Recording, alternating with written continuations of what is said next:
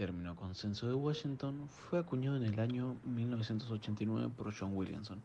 Fue una manera de describir un paquete de reformas para los países que estaban en desarrollo, que estaban con crisis financiera.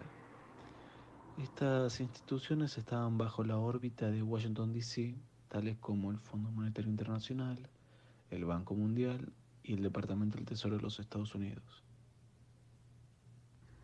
Estas fórmulas abarcaban políticas que propugnaban la estabilización macroeconómica, proponía la liberalización económica del comercio y una reducción del Estado, junto con expansión de fuerzas de mercado dentro de la economía interna.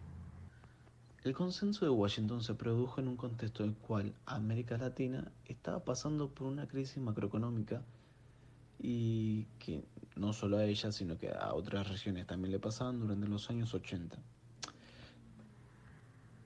Esta crisis tuvo múltiples orígenes, desde el aumento del precio del petróleo importado seguido al surgimiento de la OPEP, el crecimiento de la deuda externa, el aumento en los Estados Unidos y en consecuencia en el mundo de la tasa de interés y, como todo lo mencionado anteriormente, la pérdida del acceso a un crédito extranjero adicional debido a la situación que se estaba pasando.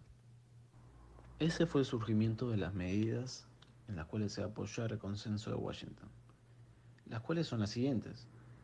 La disciplina en política fiscal, en cual consiste en mantener el nivel de gasto estatal en lo indispensable para el cumplimiento de las misiones del Estado, lo cual le recomienda a los gobiernos mantener un equilibrio fiscal a largo plazo. Así evita la creación de déficits fiscales excesivos. Cambiar el direccionamiento del gasto público en los subsidios, sacar los subsidios que no son favorables o que no generan ningún tipo de ganancia y orientarlos hacia una mayor inversión en puntos claves para el desarrollo de un país, como la educación primaria, la salud y la infraestructura. Generar una reforma tributaria que consiste en que los gobiernos reduzcan las tasas impositivas para incentivar así la inversión y el crecimiento. Liberar las tasas de interés que fueran establecidas por el mercado y no por una intervención del Estado. Tener un tipo de cambio competitivo, el cual permita que los costos locales se puedan equiparar con los internacionales, de manera tal que me permita exportar a un precio competitivo. Es decir, nos estamos alejando de un modelo proteccionista para meternos de lleno en un tipo de modelo de libre cambio, de libre intercambio. Liberar las tasas de interés en los comercios, liberalización, liberalización del comercio, tener una política económica orientada al exterior, liberar las importaciones, reducir a cero los aranceles, ya que proteger las industrias nacionales frente a las extranjeras se las considera, para el punto de vista del FMI y el Banco Mundial, un obstáculo al crecimiento, por lo menos desde ese momento cuando se creó el consenso de Washington. Esa era la mirada que tenían. Liberalización de la inversión extranjera directa para que así se pueda aportar capital, tecnología y experiencia en el país. Privatizar las empresas que estaban en manos del Estado, ya que se basan en la idea de que la industria privada está gestionada más eficientemente que las empresas estatales, y sacarse de encima empresas que no son productivas o que conlleven déficit.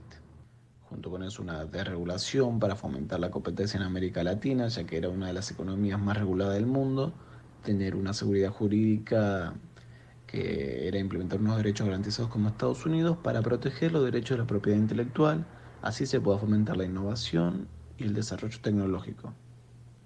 Podemos decir que si vemos los resultados del consenso de Washington, del lado positivo podemos decir de que hubo una bajada de la inflación, una bajada del déficit presupuestario, una disminución de la deuda externa, un aumento del flujo de capitales en los países, pero también tiene foco múltiples críticas de diversos ámbitos, ya que tuvo consecuencias no tan positivas o que se las puede denominar como neoliberal, por así decirlo, como una manera de ejercer Estados Unidos presión a los países de América Latina. Los resultados negativos que podemos llegar a señalar es que no se consiguió un crecimiento económico. Eh, Algunos, por ejemplo, llaman a la década de los 90 la década perdida, debido al aumento de la desigualdad, de la ausencia de progresos sociales, hubo un deterioro de los derechos humanos, las medidas que promulgaban el consenso de Washington no surtieron el efecto deseado en todos los países. Eh, Hubo algunos países como Chile, Uruguay, El Salvador y Brasil que sí tuvieron más signos positivos, más efectos positivos, como el progreso en la disminución de la pobreza.